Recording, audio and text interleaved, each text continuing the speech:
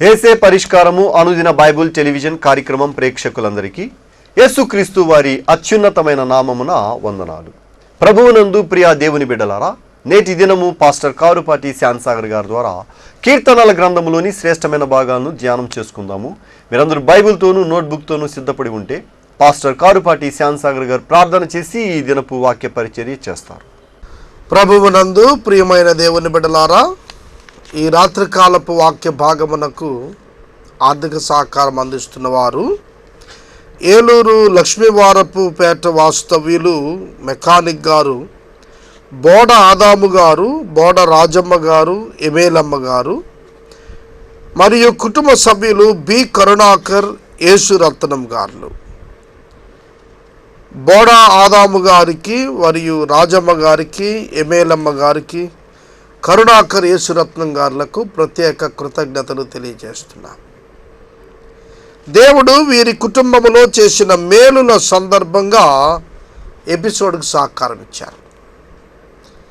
దేవుడు మీ కుటుంబాల్లో కూడా ఎన్నో లెక్కించలేని మేలు చేస్తున్నాడు. ఒక్క మాసంలో 30 మంది ముందుకు వస్తే చాలు, లక్షలాది మంది సువార్త వింటారు. కోట్ల కొలది తెలుగు ప్రజలు సువార్త వినేటట్లుగా చాలా కొద్ది మంది స్పందిస్తే చాలు, తెలుగు ప్రజల సువార్తీకరణోద్యమం సంపూర్తి చేసుకోగలుగుతాం. కాబట్టి ఎపిసోడ్ స్పాన్సర్స్గా ముందుకు రావాలని ప్రభు పేరిట నేను మనవి చేస్తున్నాను. బోడా ఆదాము గారికి ప్రత్యేక కృతజ్ఞతలు. ప్రార్థన. మమ్మల్ని మిక్కిలిగా ప్రేమిస్తూ ఉన్న మా ప్రియ తండ్రి, మీకు కృతజ్ఞతలు చెల్లిస్తున్నాం. బోడా ఆదాము గారు కుటుంబం కొరకు రాజమ్మ గారు, ఎమేలమ్మ గారు, కరుణాకర్ గారు, యేసురత్నం గారి కొరకు మీకు స్తోత్రం. ఈ బిడ్డలను దీవించండి. ఈ రాత్రి వాక్యం వినటానికి ఆసక్తితో వచ్చిన మా ప్రేక్షకులను మీరు ప్రత్యేకంగా దర్శించి, దీవించి, ఆశీర్వదించి రక్షణ కొరకు సిద్ధపరచండి. లేఖనము వారి యొద్దకు వస్తోంది. మన్నా వారి యొద్దకు వచ్చినప్పుడు ఆనాటి ప్రజలు స్వీకరించారు, తిరస్కరించలేదు. అటువలనే ఈ ప్రజలను మీ వాక్యమన్నాను భుజించి నిత్యం జీవించటానికి సహాయము చేయమని మా రక్షకుడైన యేసు ప్రభు పేరిట ప్రార్థిస్తున్నాము తండ్రి, ఆమేన్.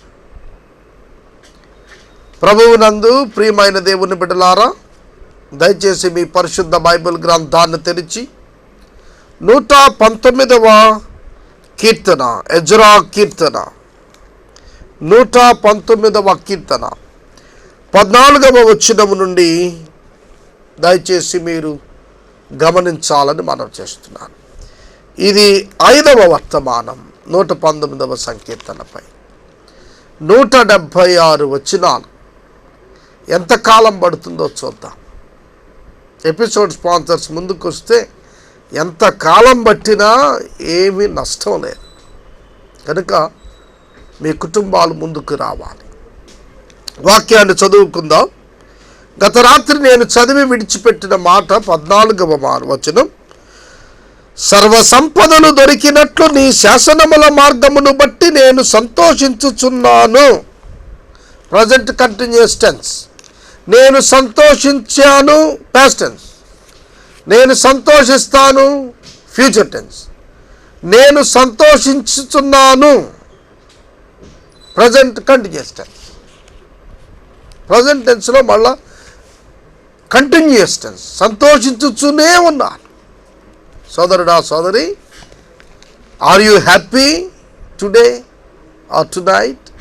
ఈ రాత్రి కాలం, ఈ దినం, ఈ రాత్రి నీవు సంతోషంగా ఉన్నావా? భక్తుడు చెప్తున్నాడు, నేను సంతోషిస్తున్నాను. ఎందుకు నేను సంతోషిస్తున్నాను అనగా, నీ శాసనముల మార్గమును బట్టి. నీ శాసనాలను బట్టి కాదు, నీ శాసనముల మార్గమును బట్టి. ఏమిటి మార్గం? యేసే మార్గం. దేవుని యొక్క శాసనాల మార్గం ఎవరు? యేసే. ధర్మశాస్త్రమును సంపూర్ణం చేసింది ఎవరు? యేసే. ఆ మార్గం యేసే. శాసనాల మార్గం యేసు గనుక యేసును బట్టి సంతోషిస్తే ఏం కలుగుతుందట? సర్వ సంపదలు కలిగిన దానికంటే ఆనందం. సర్వ సంపదలు కలుగుతాయి, పోతాయి. కానీ యేసును కలిగినందువలన కలుగు ఆనందం అది ఎన్నటికీ నశించేది కాదు. యేసు నిత్యం నీ అంతరంగంలో ఉంటాడు. ఆయన వెళ్ళిపోయేవాడు కాడు, ఆయన తొలగిపోయేవాడు కాడు, ఆయన నిన్ను విడిచేవాడు కాడు, ఆయన నిన్ను హత్తుకుంటాడు. ఈ రాత్రి మానవుల సహజ గుణాన్ని, సహజ ఇష్టాన్ని మనం చూస్తే సంపదలంటే ఎంత ఇష్టమో, సర్వ సంపదలు కావాలని కోరుకుంటాడు మానవుడు. సకల భోగాలు అనుభవించాలనుకుంటుంది మానవ శరీరం. చూడండి, ధనవంతుడు మరింత ధనవంతుడు అవ్వాలని ఆశపడతాడు. ఒక సోదరుడు, నేను విజయవాడ పట్టణం నుండి మాట్లాడుతుంటే 100 లారీలకు పైగా యజమానులు విజయవాడ పట్టణంలో 15-20 మంది పైగా ఉన్నారంటే ఆశ్చర్యం వేసింది. సంపదలు మానవులకు ఇష్టం. అక్కడతో తృప్తి పడరు వారు. ఇంకా కొందాము, ఇంకా సంపాదిద్దాం, ఇంకా ముందుకెళదాం అని అనుకుంటారు. అటులనే మానవుడు సర్వ సంపదలను బట్టి ఆనందిస్తే ఆ ఆనందం తాత్కాలికమైతే, దేవుని శాసనాల మార్గమైన యేసును బట్టి కలుగు ఆనందం అనంతమైన ఆనందం, అనిర్వచనీయమైన ఆనందం నీ జీవితానికి దొరుకుతుంది. Not by money but by grace. డబ్బు చేత కాదు, కృప చేత నీకు ఆనందం దొరుకుతుంది. సోదరుడా, సోదరి, నీవు ఆనందంగా ఉన్నావా? నీవు ఆనందంగా ఉండాలి అంటే యేసుక్రీస్తుని కలిగి ఉండాలి.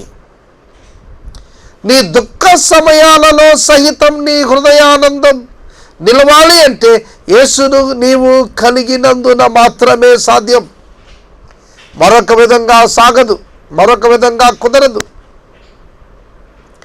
యేసును కలిగిన వారి అంతరంగాల్లో ఆనందానికి కారణం ఆయన నివాసం, పరిశుద్ధాత్ముని యొక్క నివాసం.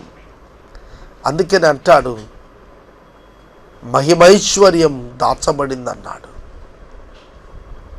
మహిమైశ్వర్యం పరిశుద్ధాత్ముడు అంతరంగంలో శాశ్వత నివాసం చేస్తే ఎంత గొప్ప ఆనందం అండి. సోదరుడా, సోదరి, ఈ రాత్రికాలం దేవుని కలుగున్నావా నీ అంతరంగంలో? అట్లయిన ఎడల నీవు డబ్బు వలన కలుగు ఆనందం కంటే అత్యధికమైన ఆనందం, తృప్తి, సంతోషం, నిరీక్షణ నీ జీవితంలో కలిగే ఉంటావు. ఇందులో ఏ సందేహం లేదు. ఒక శ్రమలో ఉన్నాను నేను, దేవుని ఆనందం విడిచిపోతుందా? పోదండి. ఒక క్లిష్ట పరిస్థితుల్లో చిక్కుకుంటే పోతుందా? పోదు. చెరసాలలో వేస్తే పోతుందా? దేవుడిచ్చే ఆనందం పోదు. అగ్నిగుండంలో వేశారు, పోయిందా ఆనందం? షడ్రక్, మేషక్, అబేద్నెగోలు ఆనందంగా తిరుగులాడారు. సోదరుడా, సోదరి, యేసును బట్టి కలిగేది నిజమైన ఆనందం. అది మనుషులు ఇవ్వలేరు, అది మనుషులు తీయలేరు కూడాను. మనుషులు అపహాస్యం చేస్తారు అర్థం కాక. నీకున్న నిరీక్షణ ఏమిటి? నాకున్న నిరీక్షణ ఏమిటి? మనలను దేవుడు ఎందుకు పిలుచుకున్నాడో అది మన వలన చేయగలిగిన సమర్థుడు కాడా?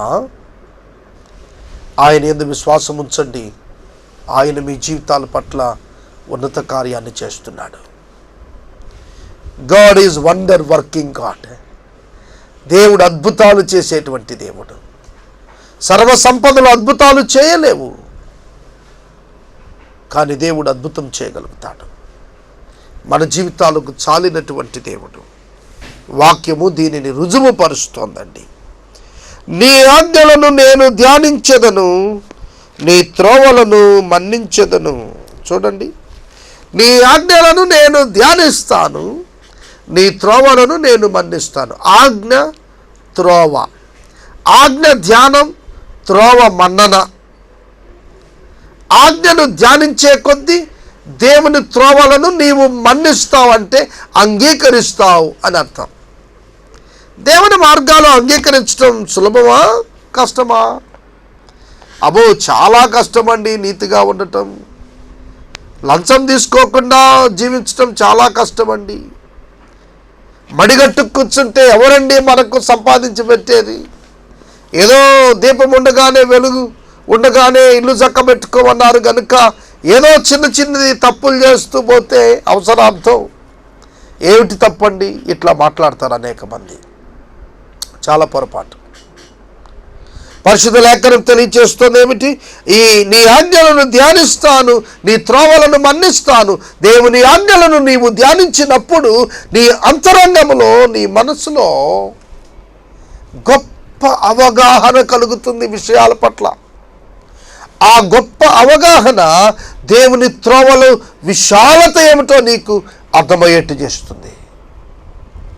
నీతిగా ఉంటే ఏం సంపాదించలేమండి. అది లోకము యొక్క దృష్టి.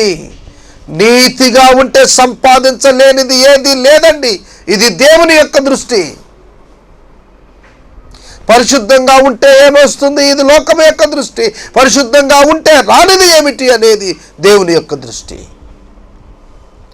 లోక దృష్టి చేత మోసపోతున్నావా సహోదరుడా? దేవుని దృష్టిలోనికి రా.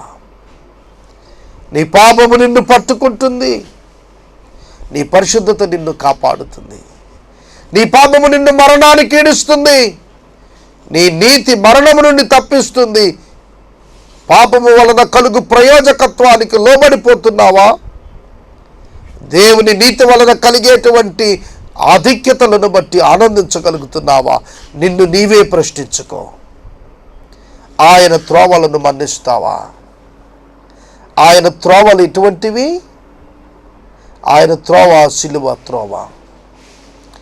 ఆయన త్రోవ అవమానపు మాట. ఆయన త్రోవ నిండా ముండ్ల మాట. ఆయన త్రోవ గాయాల మాట. కానీ ఆ బాటలో వెళితే దొరికేది గొప్ప కిరీటం, గొప్ప కిరీటం. ఆయన త్రోవను మన్నించిన యోసేపు చెరసాల ద్వారా సింహాసనానికి వెళ్ళిపోయాడు. ఆయన త్రోవలను మన్నించిన దావీదు పశువుల కాపరిగా ఉండి ఫీల్డ్స్లో, పొలాలలో, బీడు భూముల్లో తిరిగినటువంటి ఆ యొక్క చిన్ని కాపరి సింహాసనాసీనుడైపోయాడు. కావున వాక్యం గుర్తించండి అమ్మా బాబు, వాక్యం తెలుసుకోండి దయచేసి. ఆయన త్రోవలను మన్నించుదామా, ఆశీర్వదించబడతాం. ఆయన త్రోవలను అనుమానిస్తున్నామా, ఆయనను చేరుటకు నీ జీవితంలో ఆలస్యం ఎందుకు? ఆయన వెంబడి నడవటానికి అనుమానం ఎందుకు? ఆయన వెంబడి నడువు, అనుమానించద్దు. సోదరుడా, సోదరి, ప్రజలకు సువార్త అందించాలని ఆశపడుతున్న హృదయంతో ప్రార్థిస్తున్నాను. ఆయనను వెంబడించాలి అనేది మనం తీర్మానం చేసుకుంటే, ఆయన త్రోవను మన్నించాలనుకుంటే, ఆయన నామమునందు విశ్వాసములో స్థిరపడితే నీవు గొప్ప కార్యాన్ని చేయగలుగుతావు. నేను బలమైన కార్యం చేయగలుగుతాను కనుక ఆ దేవుని త్రోవలను మన్నించుదామా? ఆయన త్రోవలను చూపి సాతానుడు అపహాస్యం చేస్తాడు. ఏముంది ఈ త్రోవలో? ఏముంది ఈ సేవలో? ఏమిటి ఈ సేవల కలుగు ఫలితం అంటాడు. భ్రమపడవద్దు. అబ్రహాము తన సొంత త్రోవలను విడిచి దేవుని త్రోవలను మన్నించి తన ప్రయాణం ప్రారంభించాడు. ఇవాళ ప్రపంచానికి ఆశీర్వాదముగా మిగిలాడు. దేవుని త్రోవలు నిన్ను ఆకాశములో తారవలే వెలిగింపచేస్తాయి, ప్రకాశింపజేస్తాయి. ఆయన త్రోవలలో ఆయన శక్తి బహిర్గతమవుతుంది. ఆయన త్రోవలలో ఆయన శక్తి బహిర్గతమవుతుంది. సోదరుడా, సోదరి, దేవుని త్రోవలను మన్నించు. ఈ రాత్రి దేవుని త్రోవలను మన్నించు. ఆయన నిన్ను బలమైనటువంటి వ్యక్తిగా, జనాంగముగా అభివృద్ధి చేస్తాడు. వాక్యము చేత బలము తెచ్చుకో, ఆయన త్రోవలలో ముందుకు సాగము. తదుపరి వచనం, నీ కట్టడలను బట్టి నేను హర్షించెదను, నీ వాక్యమును నేను మరువక ఉందును. 2 వచనాలు చాలా ప్రధానం. మీకు గుర్తుందా? 176 వచనాలలో 246 పర్యాయాలు నీ అనే పదం, నిన్ను, నీవు, నీ అనే పదం వాడాడు Ezra. It's a personal song, వ్యక్తిగత కీర్తన దేవుని వాక్యం గురించి. Perfect understanding about the word of God. చాలా చక్కటి అవగాహన కలిగి మాట్లాడుతున్నాడండి. నీ కట్టడలను బట్టి నేను హర్షిస్తాను. హర్షము అనే పదం ఆనందం కంటే ఎక్కువ. చూడండి, మన అనుదినం పేపర్స్లో కొందరు పొలిటీషియన్స్ వాగ్దానాలు చేస్తుంటే ప్రజలు హర్షించారు అంటే చప్పట్లు కొట్టారని చెప్తారు. అంటే ఆనందానికి గురి అయ్యారన్నమాట.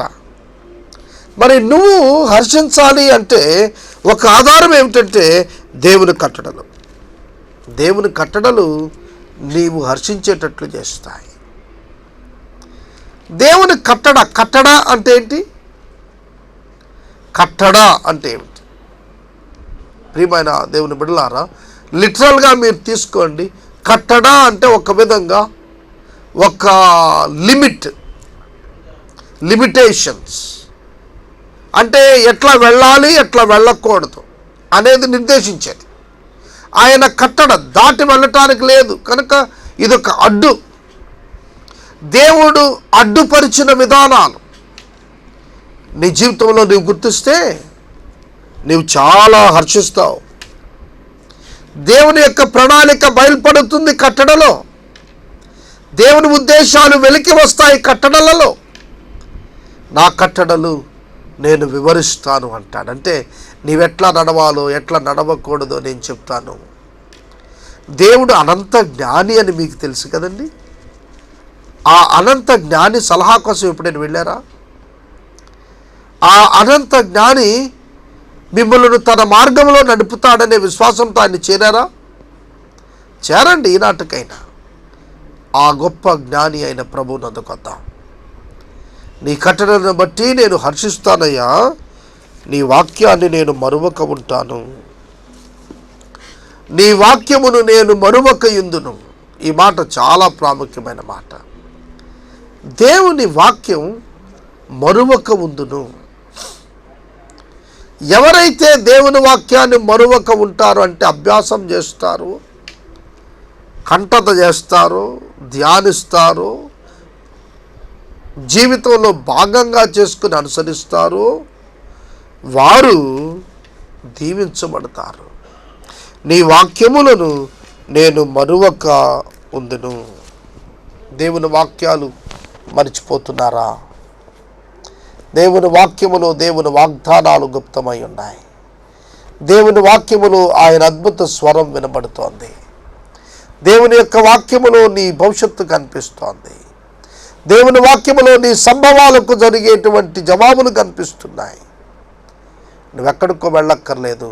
పరిశుద్ధ లేఖనం తీసుకుని ధ్యానించు.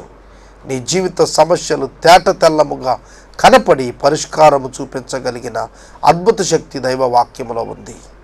అందుకే దాన్ని మరవద్దు. నా ప్రాణమా యెహోవాను సన్నతించుము, నా అంతరంగమునున్న సమస్తమైన పరిశుద్ధ నామమును సన్నతించుము. నా ప్రాణమా యెహోవాను సన్నతించుము. ఆయన చేసిన ఉపకారములలో ఏమిటి? ఆయన చేసిన ఉపకారం దేనిని మరువకం. ఆయన చేసిన ఉపకారం ఏమిటి? ఆయన శాసనాలు ఇవ్వటం, ఆయన వాక్కునివ్వటం, ఆయన కట్టడలను ఇవ్వటం, ఆయన న్యాయ విధులను ఇవ్వటం. ఇవి ఆయన చేసిన ఉపకారం మానవులకు. పాపము జోలుకు ఎట్లా వెళ్లకుండా ఉండాలో తెలియచేసినటువంటి వాడు దేవుడు. అందుకని అన్నాడు కీర్తనకారుడు పాట పాడుతూ, వాక్యమును యాకోబుకు తెలియచేసిన దేవుడు. వాక్యాన్ని యాకోబుకు తెలియచేశాడు. ఏ జనానికి ఇలా జరగలేదు కాబట్టి యాకోబు స్థిరపరచబడ్డాడు, దీవించబడ్డాడు, ఆశీర్వదించబడ్డాడు. నీవు వాక్యం గ్రహిస్తున్నావా? నీవు వాక్యమును మరువకై ఉంటున్నావా? పేతురు అంటాడు, ప్రభు మేము ఎక్కడికి పోతాం? నిత్య జీవపు మాటలు కలిగిన వాడవయ్యా. అటువంటి గొప్ప దేవుని యొక్క మాటలను నీవెట్లా మరిచిపోతున్నావు?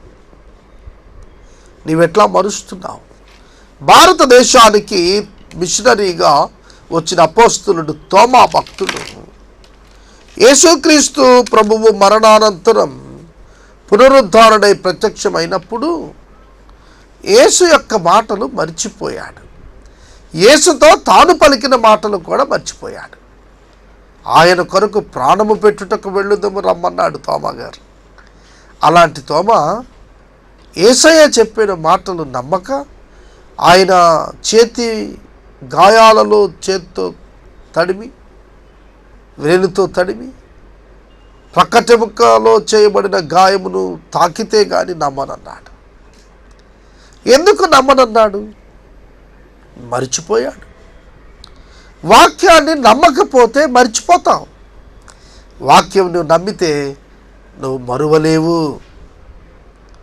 వాక్యాన్ని నమ్మకపోతే తప్పక మర్చిపోతావు. నువ్వు వాక్యాన్ని మరువకూడదంటే దానిని నమ్మాలి. దానిని నమ్మాలి.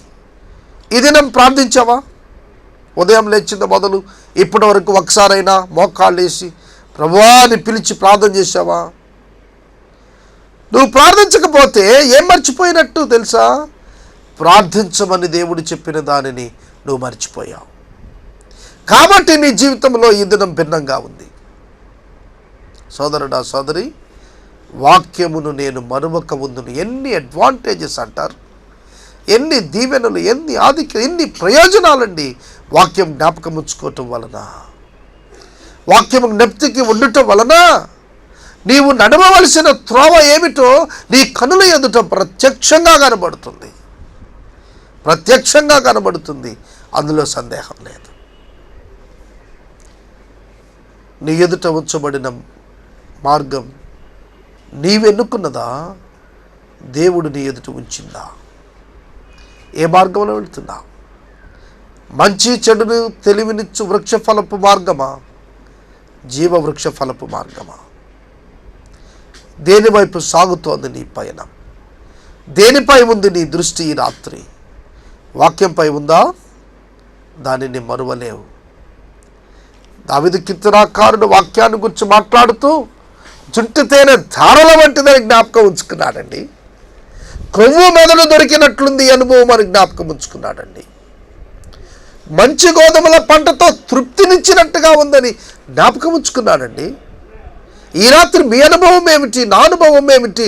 నేను వాక్యాన్ని ఏం జ్ఞాపకం ఉంచుకుంటున్నాను? మీరేం జ్ఞాపకం ఉంచుకుంటున్నారు?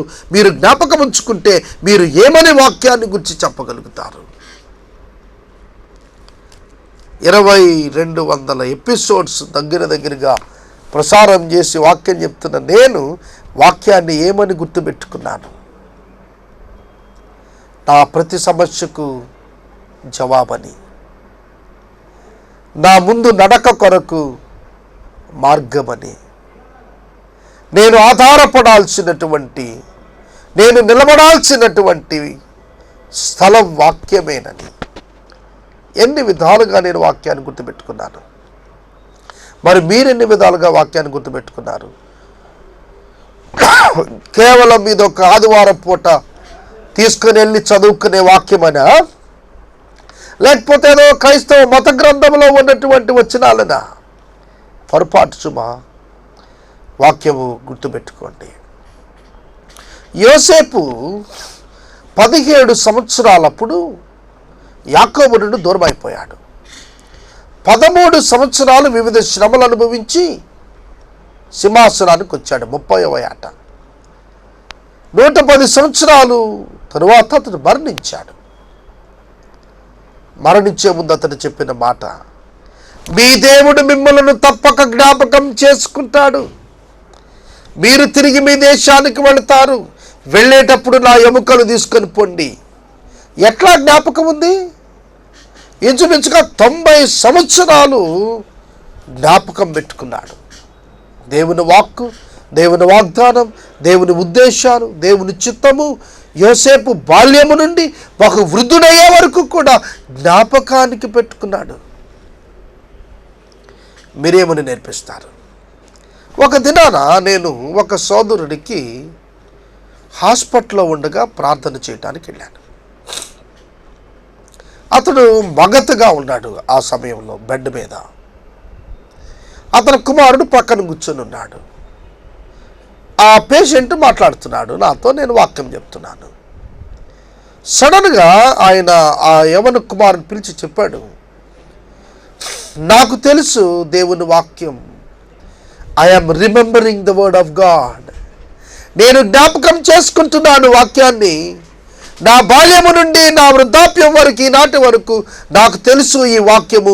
ఈ వాక్యమును నమ్మిన వాడు దీవించబడతాడని యవన కుమారునికి ఒక తండ్రిగా మరణశయ్యపై అతను మాట్లాడుతుంటే నాకు ఆశ్చర్యం వేసింది. ఆ యవన కుమారుడు అంటున్నాడు, అలాగే ఆ వాక్యం మేము కూడా నమ్ముతాం, ఆ వాక్యం మేము కూడా ప్రచురిస్తాం, ఆ వాక్యం మేము కూడా ప్రకటిస్తాం, ఆ వాక్యానికి మేము కూడా లోబడతాం. సోదరుడా, సోదరి, సబ్కాన్షియస్నెస్ మైండ్లో ఉన్నటువంటి ఆ రోగి చెప్పిన మాట కాన్షియస్ మైండ్తో ఉన్న నువ్వు చెప్పగలవా? మోర్ కాన్షియస్గా ఉన్న మనం చెప్పగలుగుతామా? దేవుని వాక్యం మరువద్దండి. దేవుని వాక్యం మరిస్తే నువ్వు దారి తప్పిపోయిన బాటసారి వలె అయిపోతావు. దారి తప్పి పక్కదారి పట్టి మార్గం తెలియక కొట్టుమిట్టాడుతూ గమ్యం చేరలేకపోతున్న బాటసారి వలె అవుతావు. జాగ్రత్త. నా మాటలు ఇక్కడ నేను ముగిస్తున్నాను, సమయం పూర్తయిపోయింది. 16వ వచనాన్ని మనం ముగించుకున్నాం. రేపటి వాక్య భాగంలో 17వ వచనాన్ని ప్రారంభించుకుంటాం. 5 వర్తమానాలు ఇప్పటికి పూర్తయ్యాయి. ఎపిసోడ్ స్పాన్సర్స్ కావాలి, ముందుకు రండి. ఈ రాత్రి కాలపు వాక్య భాగానికి ఆర్థిక సహకారం అందించిన వారు ఏలూరు లక్ష్మీవారిపేట వాస్తవ్యులు బోడా ఆదాము గారు, మెకానిక్ గారు, బోడా రాజమ్మ గారు, ఎమేలమ్మ గారు, కుటుంబ సభ్యులు బి కరుణకుమార్ మరియు యేసురత్నం గారు దేవుడు చేసిన మేలులను జ్ఞప్తికి తెచ్చుకొని కృతజ్ఞతతో సహకారం ఇచ్చారు. తెలుగు ప్రజల సువార్థీకరణోద్యమంలో భాగస్థులు అవటానికి మీరు కూడా ఎపిసోడ్స్ ఇవ్వటానికి ముందుకు రండి. మనము ఇంతవరకు పాస్టర్ కారుపాటి శాంతసాగర్ గారి ద్వారా కీర్తనల గ్రంథంలోని శ్రేష్టమైన భాగాలను ధ్యానం చేసుకున్నాము. ఈ కార్యక్రమం ద్వారా మీరు పొందుకొనుచున్న ఆత్మీయ మేలులు ఒక ఉత్తరం ద్వారా మాకు తెలియచేయండి. మీ ప్రార్థన మనవులు మాకు తెలియచేస్తే సోమవారం నుండి శనివారం వరకు మా కార్యాలయంలో ఏర్పాటు చేసిన 6 గంటల ప్రార్థనా శిబిరంలో మీ కొరకు ప్రత్యేకంగా ప్రార్థిస్తాము.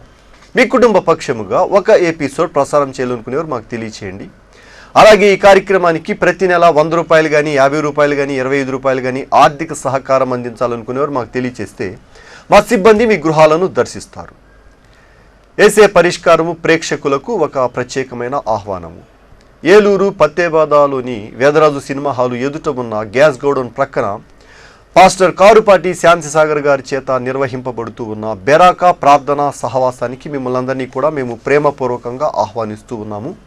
ఆదివారపు ఆరాధన ఉదయం 10 గంటల నుంచి 12:30 గంటల వరకు జరుగుతుంది. కాబట్టి ప్రేక్షకులు ఈ విషయాన్ని గమనించి రావాల్సిందిగా మిమ్మల్ని అందరినీ మేము ప్రేమపూర్వకంగా ఆహ్వానిస్తూ ఉన్నాము. ముగింపు ప్రార్థన ఆశీర్వాదాలతో ఈ కార్యక్రమాన్ని ముగించుకుందాం. ప్రార్థన చేసుకుందాం. దయచేసి తలలు వంచండి, ప్రార్థనలో ఏకీభవించండి. మమ్మలను మిక్కిలిగా ప్రేమిస్తున్న మా ప్రియ తండ్రి, మీకు లెక్కలేనన్ని కృతజ్ఞతాస్తుతులు చెల్లిస్తున్నా. ఈ రాత్రి మీ పాదాల చెంతకొచ్చి మిమ్మల్ని మహిమపరుచుకుంటున్నాం, మిమ్మల్ని ఆరాధించుకుంటున్నాం. మీరు ఇస్తున్న వాక్య సందేశాలు అద్భుతమైనవి ప్రభువా. మా ప్రేక్షకులు వాటిని గుర్తించి నీ వాక్యమును పఠించి ధ్యానించి కంటత చేసి జీవించినట్లు సహాయం ఇవ్వండి ప్రభువా. మీ దాసుల కుటుంబాలన్నింటినీ మీరు దీవించి ఆశీర్వదించండి, మహిమ పొందండి. యేసయ్య ద్వారా అడుగుచున్నాము తండ్రి, ఆమేన్. మన తండ్రి అయిన దేవుని ప్రేమ, కుమారుడైన యేసుక్రీస్తు వారి యొక్క కృప, పరిశుద్ధాత్మ దేవుని యొక్క అన్యోన్య సహవాసం సదా మనకందరికి తోడై ఉండి తెలుగు ప్రజల సువార్థీకరణోద్యమును సాధ్యము చేయునుగాక. ఆమేన్.